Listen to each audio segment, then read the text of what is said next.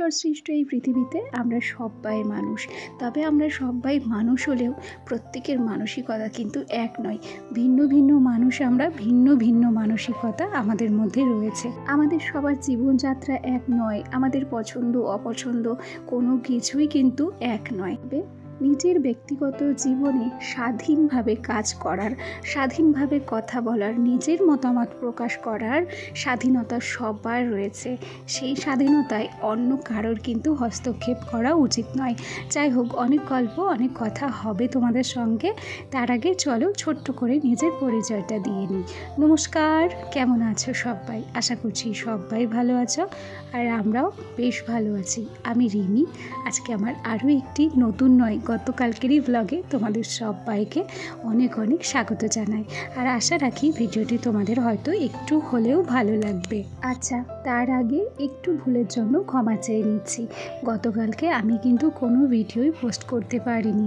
এতটা পরিমাণ কাজের চাপ ছিল, সেই সাথে কোমরেও যন্ত্রণা ছিল। তাই ভাবলাম যে না, তাড়াহুড়ো করে আজকে আর ব্লগ পোস্ট করব না, আজকের একটা দিন অন্তত ছুটি নেওয়া যাক। এমনি তো আমাদের মতো গৃহবধূদের কোনো ছুটি নেই, না রবিবারের ছুটি, না কোনো অনুষ্ঠানের ছুটি, না কোনো পুজো আচড়ার ছুটি।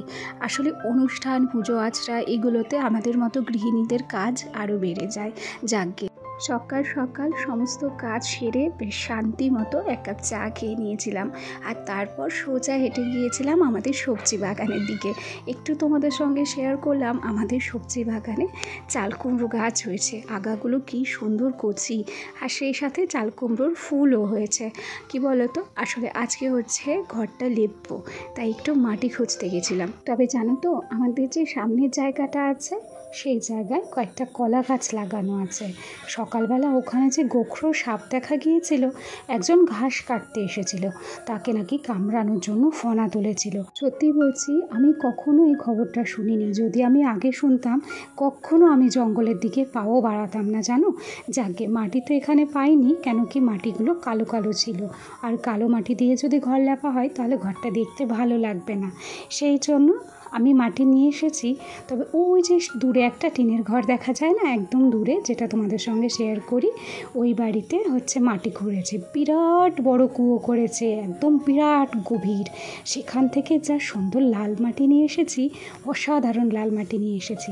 আমি মাটিগুলোকে ভিজিয়ে রেখেছি, আর এরপরেই কিন্তু ভাবলাম যে মাটিগুলো ভিজতে থাকুক, ততক্ষণে আমার যে সমস্ত বাড়ির কাজকর্মগুলো আছে সমস্ত কাজ আগে কমপ্লিট করে নিই, তারপর ধীরে সুস্থে বসে কিন্তু ঘরটাকে লেপতে পারবো।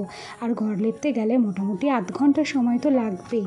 তাই ওই যে ঘর লেপার পর তাড়াহুড়ো করে সমস্ত কাজ করা আমার দ্বারা সম্ভব হবে না। সে কথা বলতে বলতে আকাশের দিকে খেয়াল করো, চারিদিকটা মেঘে পুরো অন্ধকার হয়ে গেছে। আবার তাড়াহুড়ো করে জামা কাপড়গুলো কিন্তু তুলতে এলাম। এই যে এখন বৃষ্টির দিন একটা অসুবিধা আমাদের হয়, বাইরে জামা কাপড় মেলা হয়, যতবার রোদ ওঠে ততবার বাইরে মেলতে যায়, আবার যেই মেঘ ঘনিয়ে আসে তখন আবার জামা কাপড়গুলো দৌড়ে দৌড়ে তুলতে যেতে হয়। যাকে জামা কাপড়গুলো শুকিয়েই গিয়েছিল, সেগুলোকে ভাঁজ করে এখন আমি আলনাটাকে গুছিয়ে নিচ্ছি। ঘরটাকে যদি পুরোপুরি গুছিয়ে ঘরটা লেপি, তাহলে ঘরটাতে আমার আর আশা লাগবে না। একেবারে দুটো ফ্যান চালিয়ে দেবো, উপরে সিলিং ফ্যানটা আর ওদিকে টেবিল ফ্যান, তাহলে ঘরটা খুব তাড়াতাড়ি টেনে যাবে মানে হচ্ছে শুকিয়ে যাবে। ভিডিওর এ পর্যায়ে এসে একটা কথা বলি, আমার যে সমস্ত বন্ধুরা প্রথম থেকেই আমার সাথে আছো, পাশে আছো, তোমাদেরকে অসংখ্য ধন্যবাদ জানাচ্ছি।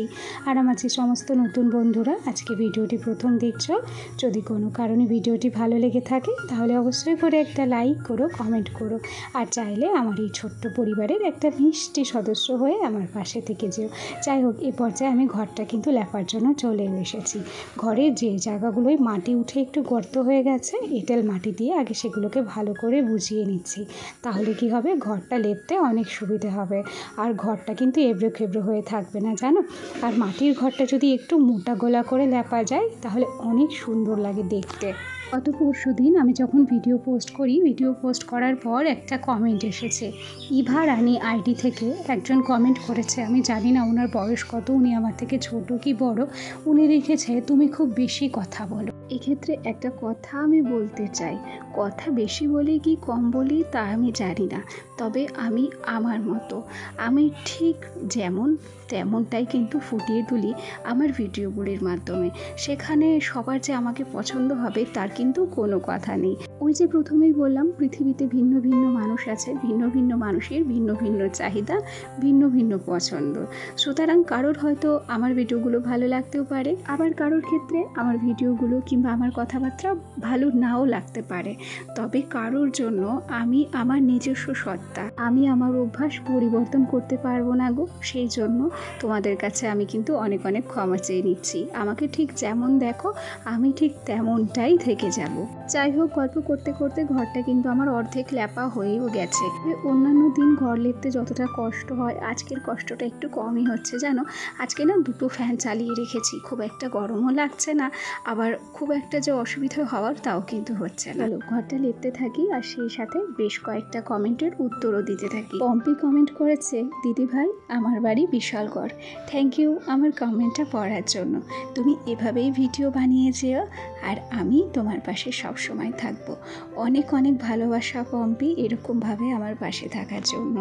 আর তুমি সেই সাথে এটাও জানিয়েছো যে দিদিভাই খাটের তলায় কখনো জুতো রাখতে নেই।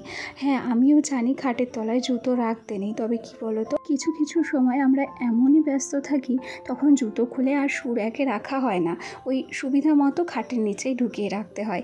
যাকে এর পরের দিন থেকে আর খাটের তলায় আমি কিন্তু জুতো রাখবো না। দেখো, প্রত্যেকবার এই অন্যায়টা আমার সঙ্গে হয়।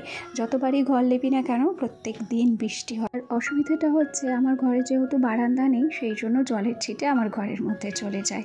যাই হোক, এ পর্যায়ে আরও কমেন্টের উত্তর দিই, নাহলে অনেকের অনেক অভিযোগ থাকবে। সিমরান লাইফস্টাইল ব্লগ থেকে একটা দিদিভাই কমেন্ট করেছে, কেমন আছো, তোমার ভিডিও প্রথম দেখছি, মাশাআল্লাহ কত সুন্দর গুছিয়ে কাজ করলে, আবার ছেলেকে নিয়ে স্কুলে গেলে, পরিপাটি গোছানো সংসার, রাজমা রান্নাটা কিন্তু দারুণ হয়েছে। জিতের জন্য অনেক অনেক শুভকামনা রইল, সাথে তোমার ছেলের জন্য ভালোবাসা দিয়ে ভিডিওটি দেখে নিলাম, খুব ভালো লাগলো। তোমাকেও অনেক অনেক ভালোবাসা রইল দিদিভাই।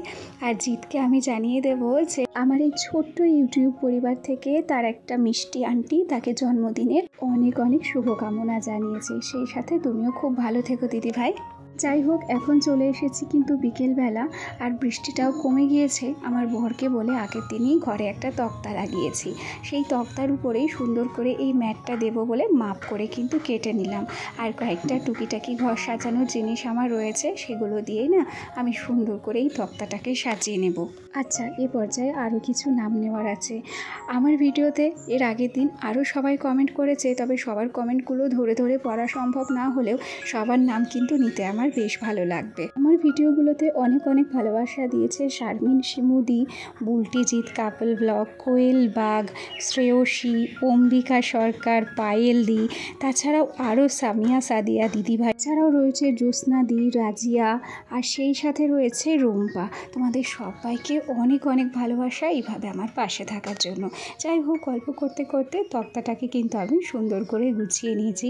আচ্ছা, আমার হারমোনিয়াম, তবলা, সেতারের সেটটা অনেকের পছন্দ হয়েছে, আর এগুলো তোমাদের কেমন লাগে কমেন্ট করে জানাতে ভুলবেন। আর ভিডিওটি ভালো লাগলে অবশ্যই একটা লাইক করে দিও। আজ তবে আসি, কাল আবার দেখা হবে, টাটা।